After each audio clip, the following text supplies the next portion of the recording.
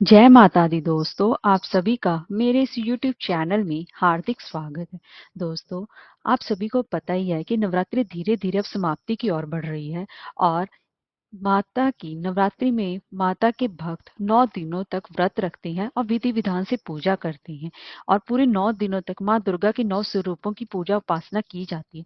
वैसे तो नवरात्रि का हर एक दिन ही विशेष महत्व रखता है, लेकिन अष्टमी और नवमी तिथि ज्यादा महत्वपूर्ण मानी जाती है क्योंकि इस दिन माता की विशेष रूप से पूजा अर्चना की जाती है और माता की इस विशेष रूप को हम कन्या पूजन करने की परंपरा भी मनाई जाती है क्योंकि कन्याओं को हम साक्षात माँ दुर्गा का रूप स्वरूप मानते हैं और मान्यता भी है कि नवरात्रि में कन्या पूजन करने से माँ दुर्गा अत्यंत ही प्रसन्न होती है और भक्तों को सुख समृद्धि का आशीर्वाद देती है। दोस्तों, इस साल शारदीय नवरात्र 2023 में कन्या पूजन कुछ लोग अष्टमी तिथि पर करते हैं और कुछ लोग नवमी तिथि पर करते हैं। 22 अक्टूबर 2023 को नवरात्रि की अष्टमी तिथि मनाई जाएगी।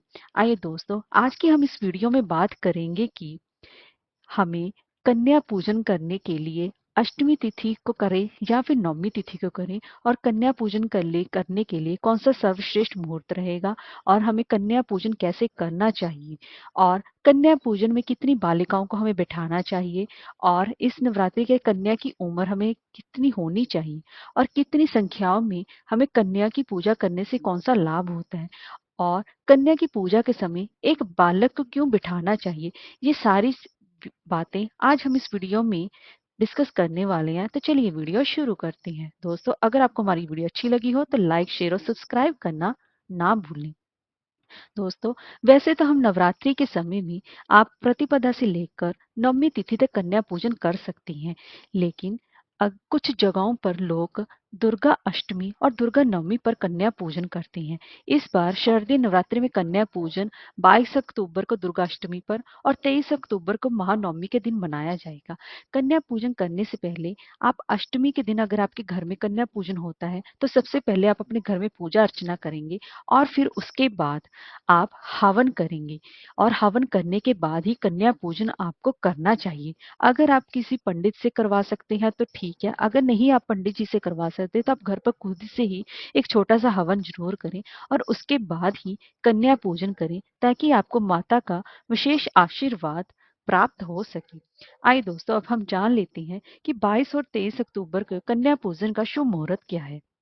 दोस्तों, सबसे पहले तो अगर आप दुर्गा अष्टमी के दिन कन्या पूजन कर रहे हैं तो सबसे पहले आप हवन करें, फिर ही कन्या पूजन करें। और दुर्गा अष्टमी के दिन सर्वार्थ सिद्ध योग सुबह 6:26 से प्रारंभ हो रहा है, जो कि शाम को 6:44 तक रहेगा। तो ऐसे में आपको सुबह 6:26 के बाद आप कभी भी कन्या पूजन कर सकते हैं। वहीं अगर आप महानवमी के दिन यानी कि 23 अक्टूबर के दिन कन्या पूजन कर रहे हैं तो उस दिन स्वार्थ सिद्ध योग रहेगा। सुबह 6:27 से लेकर शाम के 5:14 तक रहेगा और उस दिन रवि योग भी पूरे दिन बन रहा है। ऐसे में आप कन्या पूजन के लिए सुबह 6:27 के बाद आप कभी भी कन्या पूजन कर सकते हैं। आइए दोस्तों, अब हम जान लेते हैं कि हमें कन्या पूजन कैसे करना चाहिए। दोस्तों, कन्या पूजन करने के लिए सबसे पहले तो आप कन्याओं को आपको एक दिन पहले आमंत्रित करना चाहिए। आप उन्हें निमंत्रण देखें कि माता आपके इस रूप के आप हमारे घर पधारिए और इसके साथ ही एक लड़के को भी लंगोटिए को भी आप अपने घर में अवश्य ही आमंत्रण करें। और दोस्तों, इस बात का विशेष ध्यान रखें कि सिर्फ 2 से 10 वर्ष की कन्या को ही कुमारी पूजा के लिए उपयुक्त माना जाता है, इसलिए सिर्फ इतनी ही उम्र की ही लड़कियों को अपने घर पर आमंत्रित करें। अब आप अष्टमी या नवमी के दिन अपने घर में सबसे पहले पूजन करें और फिर हवन करें और फिर कन्याओं को बुलाएं। तो उस दिन जब कन्या आपके घर पर आए तो कन्या को लकड़ी के पाटे पर बिठाकर उनके पैरों को पानी या फिर दूध से धोएं। फिर पैर धोने के बाद उनके पैरों में महावर लगाकर उनका श्रृंगार करें। उनके माथे पर अक्षत फूल और कुमकुम का तिलक लगाकर उनकी पूजा और आरती करें और उनके हाथ में आप कलावा भी बांधें और उनके सर पर ओढ़ने के लिए चुनरी भी अवश्य ही दें। और उसके बाद माता से प्रार्थना करके उनको प्रेम पूर्वक मा कन्याओं को भोजन कराएं और भोजन में आप खीर, पूरी, प्रसाद, हलवा और चने की सब्जी आदि अवश्य खिलाएं। बच्चों को प्रेम पूर्वक खिलाएं और फिर भोजन कराने के बाद उन्हें दक्षिणा अवश्य दें। जब तक आप किसी भी काम के लिए दक्षिणा नहीं देते हैं, आपकी पूजा का फल आप अधूरा माना जाता है। इसीलिए बच्चों को कुछ ना कुछ अपनी समर्था के अनुसार दक्षिणा अवश्य ही दें और उन्हें रुमाल, फल और खिलौने देकर उनका चरण स्पर्श करके उन्हें खुशी-खुशी से विदा करें। और दोस्तों, उन्हें आप चाहे तो उन्हें गिफ्ट भी दे सकती हैं। और दोस्तों, कुमारी पूजा में ये जो बालिकाएं हैं देवी दुर्गा के विभिन्न रूपों को दर्शाती हैं। और ये रूप है कुमारिका, त्रिमूर्ति, कल्याणी, रोहिणी, काली, चंडिका, शंभावी, दुर्गा और भद्रा।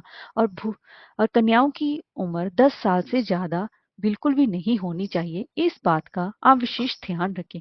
आइए दोस्तों, अब हम जान लेते हैं कि पूजा में कितनी कन्याओं की संख्या होनी चाहिए। दोस्तों, कन्या पूजन में आप एक कन्या से लेकर 9 तक की संख्याओं में कन्याओं की पूजा कर सकते हैं।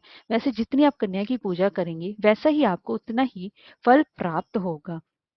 आइए दोस्तों, अब जान लेते हैं भी हमें कितनी कन्या पूजन करने से कौन कौन से फल मिलेंगे। दोस्तों, अगर आप एक कन्या का पूजन करते हैं तो आपको ऐश्वर्य की प्राप्ति होगी। अगर दो करते हैं तो आपको भोग की प्राप्ति होगी। अगर आप 3 कन्याओं का पूजन करते हैं तो आपके पुरुषार्थ में वृद्धि होगी। अगर आप 4 से 5 कन्याओं का पूजन करते हैं तो बुद्धि और विद्या बढ़ेगी। अगर आप 6 कन्याओं का पूजन करते हैं तो आपको कार्य में सफलता मिलती है। 7 कन्याओं की पूजा करने से परम पद की प्राप्ति होती है। अगर आप 8 कन्याएं की पूजा कर रहे हैं तो आपको अष्ट लक्ष्मी की प्राप्ति होती है। अगर आप 9 कन्याओं का पूजन कर रहे हैं तो व्यक्ति को, मनुष्य को सभी प्रकार के ऐश्वर्य, सुख, समृद्धि की प्राप्ति होती है। अब दोस्तों, जान लेते हैं कि हमें कितने वर्ष की कन्या से लेकर उसका क्या फल मिलेगा। दोस्तों, अगर आप 2 वर्ष की कन्या की पूजा कर रहे हैं तो इससे आपको धन और ऐश्वर्य मिलता है। 3 वर्ष की कन्या पूजन करने से धन धान्य की प्राप्ति होती है। और 4 वर्ष की कन्या की पूजा करने से परिवार का कल्याण होता है। और 5 साल की कन्या की पूजा करने से रोगों से मुक्ति मिलती है। और 6 साल की कन्या की पूजा से विद्या, विजय और राजयोग मिलता है। और 7 साल की कन्या की पूजा से ऐश्वर्य की प्राप्ति होती है। अगर आप 8 साल की कन्या की पूजा से व्यक्ति को कोर्ट केस में सफलता मिलती है। अगर आप 9 साल की कन्या की पूजा करते हैं तो शत्रुओं पर विजय मिलती है। और 10 साल की कन्या पूजन करने से सभी मनोकामनाएं पूर्ण होती हैं। अब दोस्तों, हम जान लेते हैं कि कन्या पूजन में एक बालक का होना क्यों जरूरी माना गया है। दोस्तों, अगर कन्या पूजा में बालिकों के साथ एक बालक को बैठाना जरूरी होता है तो उस बालक को हम बटुक भैरव का प्रतीक मानते हैं। क्योंकि बटुक भैरव को भैरवनाथ का एक सौम्य स्वरूप माना जाता है। इसलिए हर शक्ति पीठ के पास भैरवनाथ का मंदिर होता है। और मान्यता है कि उनको शक्ति पीठ की रक्षा का दायित्व तो मिला हुआ है। इसीलिए माता की इस नवरात्र में आप 9 कन्याओं के पूजन के साथ 10वें बच्चे के रूप में एक बालक को अवश्य ही बैठाएं। जय माता दी।